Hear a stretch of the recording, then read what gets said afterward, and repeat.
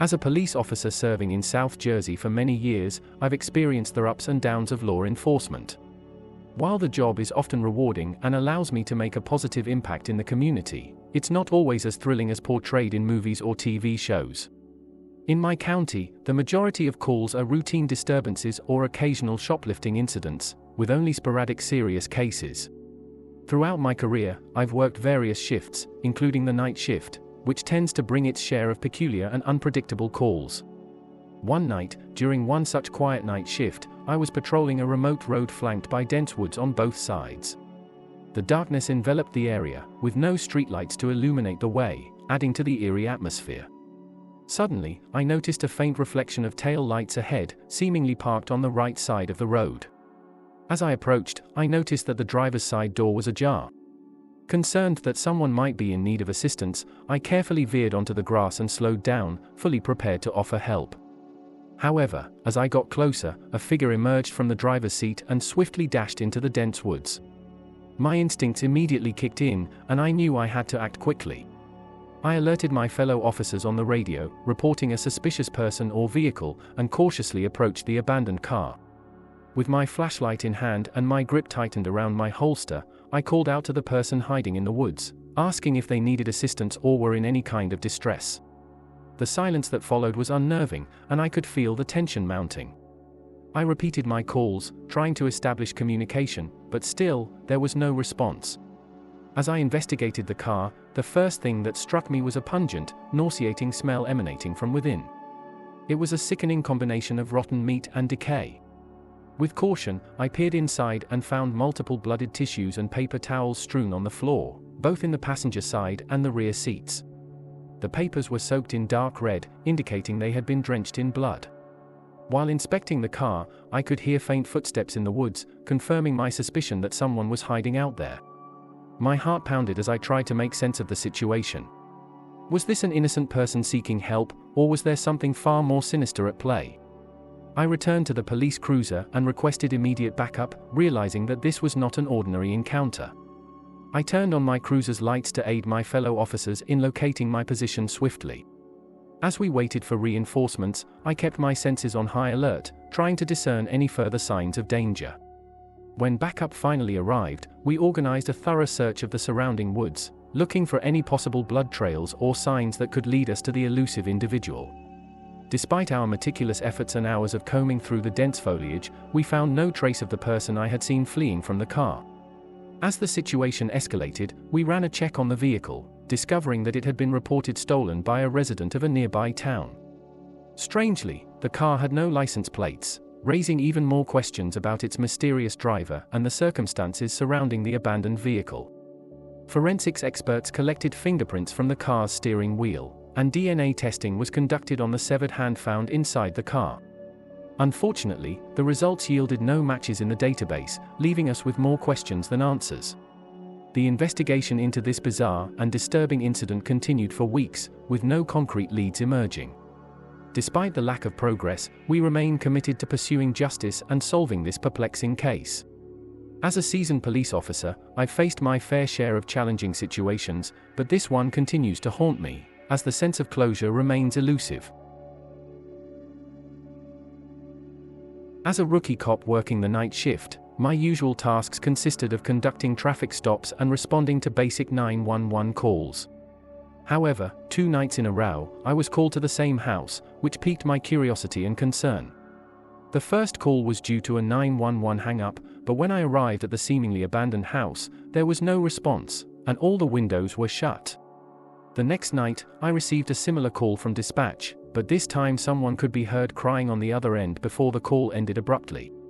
This raised immediate alarm bells, and I rushed to the same house once again. The property still appeared deserted, but this time the front door was left slightly ajar. I approached the door, knocking and announcing my presence, but still, no one answered. Fearing an urgent situation inside, I decided to enter the house, notifying dispatch of my actions. With my gun drawn and flashlight in hand, I cautiously explored the darkened interior. The sound of a dial tone led me to the basement, where an old landline speakerphone was left off the hook, continuously playing the dial tone on speaker mode. As I reached to put the phone back on the hook, I heard a disturbing laugh emanating from the far corner of the basement. Startled, I turned around to find a man standing opposite me, covering his mouth with his hand and displaying an unsettling laugh. He was holding something in his other hand, which I couldn't identify immediately. But as he raised it towards his head, I recognized it was a revolver. In a tense moment, I aimed my gun at him, demanding he drop the weapon. He hesitated for a moment, seemingly contemplating something grim, and that's when I fired 2 shots, hitting him in the arm. The pain caused him to drop the gun, and I swiftly took control, handcuffing him. I radioed for immediate medical assistance, knowing that the situation was now under control. Backup and an ambulance arrived, and the man was treated for his injuries. The scariest part of this encounter for me was realizing how close I came to witnessing a potentially tragic outcome. The thought of what could have happened had I not intervened in time haunted me. Nonetheless, I relied on my training and instincts, acting decisively to prevent a devastating situation from unfolding. As a rookie officer, facing such intense situations was a stark reminder of the unpredictable and dangerous nature of police work. It taught me the importance of staying vigilant and prepared to handle any scenario that might arise during my duty to protect and serve the community. I once responded to a distressing call of a possible breaking and entering at a young woman's home. She lived alone and was terrified when she found a broken window downstairs, but nothing appeared to be stolen. When she went upstairs to her bedroom, she thought she heard footsteps moving around downstairs. The call disconnected abruptly, and she didn't respond to any callbacks. As the responding officer, I arrived at the small house and attempted to make contact at the front door with no response. Concerned for the woman's safety, I decided to inspect the house. I found the broken window, big enough for someone to crawl through easily. Calling out as a police officer, I received no response, and the house remained eerily silent. I made the decision to enter the house through the window, drawing my gun for safety. I carefully proceeded through the kitchen and shouted to announce my presence. Despite searching the downstairs, no one was found. Remembering the woman's claim that she heard footsteps downstairs, I realized her bedroom must be upstairs. Cautiously making my way upstairs, I tried not to be too quiet, but also not overly loud. In one of the bedrooms, I found the woman sitting up in bed under the covers. She appeared distressed, but said she was fine. Something felt off, and I suspected that someone might be hiding in the room. Using subtle gestures, I communicated with the woman to confirm my suspicion. She confirmed that someone was indeed under the bed. Feeling the weight of the situation, I improvised a plan. I asked the woman to sign a report form stating that there was nothing unusual, buying time to handle the potential threat. As she got closer, I quickly pushed her out of the room and drew my gun, commanding the hidden intruder to come out with hands visible and no weapons. A middle-aged man emerged, complying with my orders, and I made the arrest. By this time, other officers had arrived on the scene. The woman had hung up the phone earlier when she thought the footsteps were upstairs and didn't want the intruder to hear the audio from the call. She also didn't pick up the phone as the intruder had her at gunpoint and threatened to shoot her if she made any noise when the police arrived. The intruder decided not to flee, and I was able to catch him by staying vigilant and recognizing the signs. I'm grateful that I managed to assess the situation correctly and take the appropriate actions. The outcome could have been far more dangerous if I hadn't responded swiftly and discerned the gravity of the situation. As police officers, we face unpredictable and high-stress situations, and our ability to stay focused and respond effectively can make a critical difference in ensuring the safety of those we serve. During my time as a police officer in Burlington, New Jersey, I encountered my fair share of unsettling calls, but one that stands out is the incident at the McNeil Mansion. This long-abandoned mansion, situated on the Delaware River, had been a source of curiosity for local kids, leading to occasional trespassing reports. Late one night, I received a call from dispatch about people seen hopping the fence onto the mansion's property. As I approached, I noticed a light coming from one of the upstairs windows, indicating that someone was inside. Reluctantly, I knew it was my duty to investigate and apprehend the trespassers. Requesting backup, I informed dispatch of my intention to enter the mansion.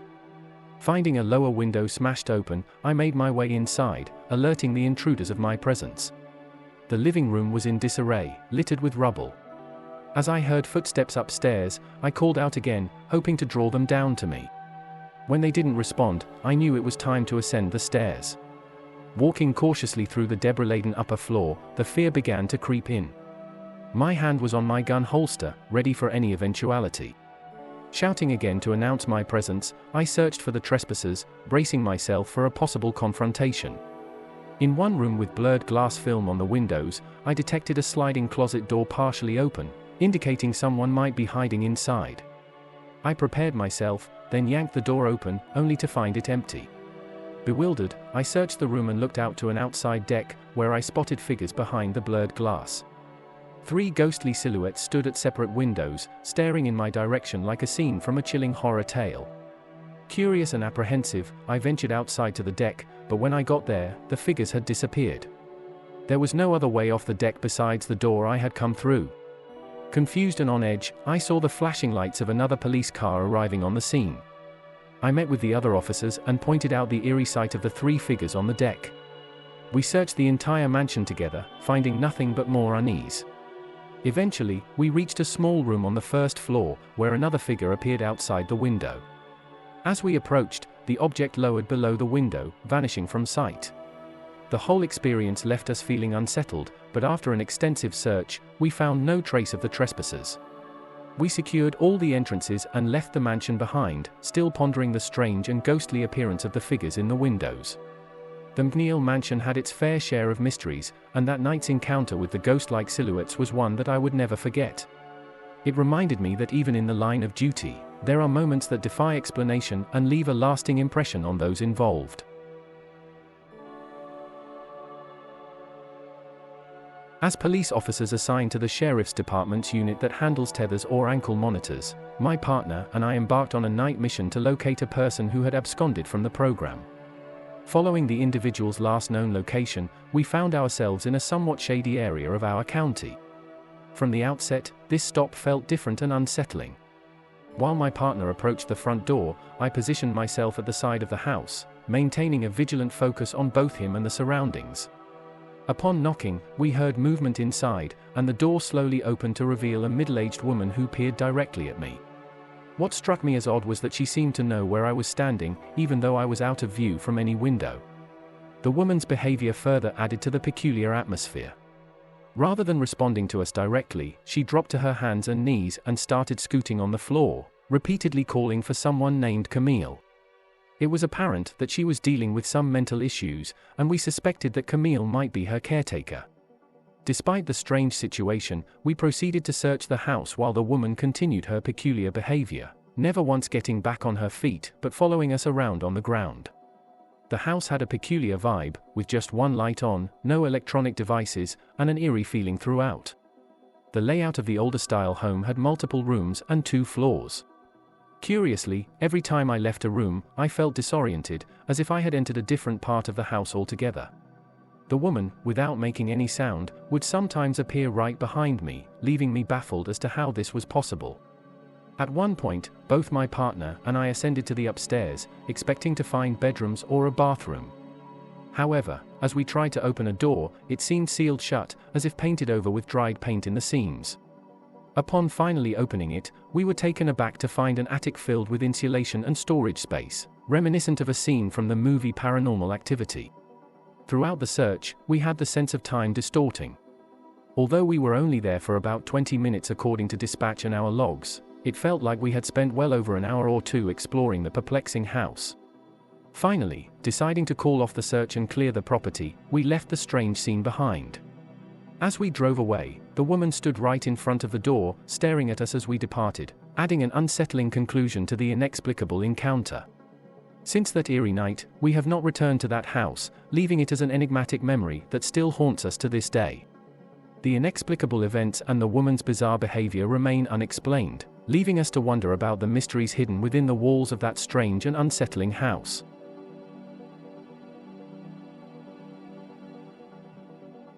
Living in the middle of Georgia, my family and I experienced a region where not many stories or incidents make the news.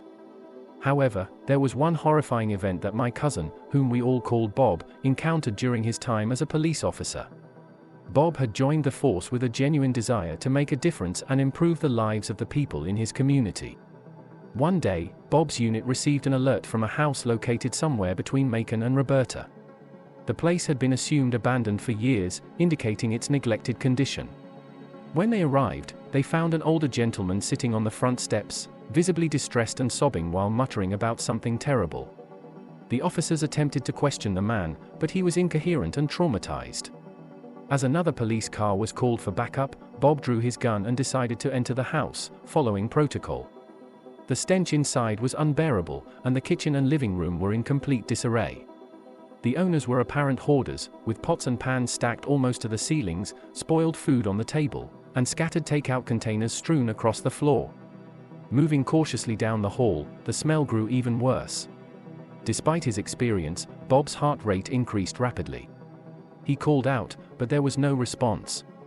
In the bedroom, the source of the putrid smell became evident. 2 corpses lay on the bed, their skin gray and covered with flies. One of the corpses was male, the other female. The sight was horrifying, and Bob noticed that the woman was holding a smaller lifeless body, an infant. Overwhelmed by the grotesque scene, Bob covered his mouth and nose and took a closer look. Flies were swarming around the bodies, and it was a devastating sight to behold. As he examined the female's corpse, he was shocked to find that she was clutching the deceased baby. A disturbing image of a large cockroach crawling out of the infant's mouth was etched in his mind, haunting him to this day. When the other police cars arrived, they conducted a more thorough investigation. It turned out that the older man sitting on the steps was a former co-worker and friend of the deceased couple. He had gone to their house after not hearing from them for over a week and made the tragic discovery. The investigation revealed a heart-wrenching story of opioid addiction. The husband and wife had become addicted to painkillers after a medical operation a year before and spiraled into heroin abuse. Tragically, their neglect led to the death of their young daughter. The coroner's examination revealed a lethal amount of heroin in both their bodies, indicating a joint decision to end their lives. Despite the gut-wrenching nature of the case, Bob had to stay strong as a police officer. However, the horrifying experience took a toll on him emotionally. In the aftermath, Bob struggled with alcohol as a coping mechanism, but he sought therapy to deal with the trauma.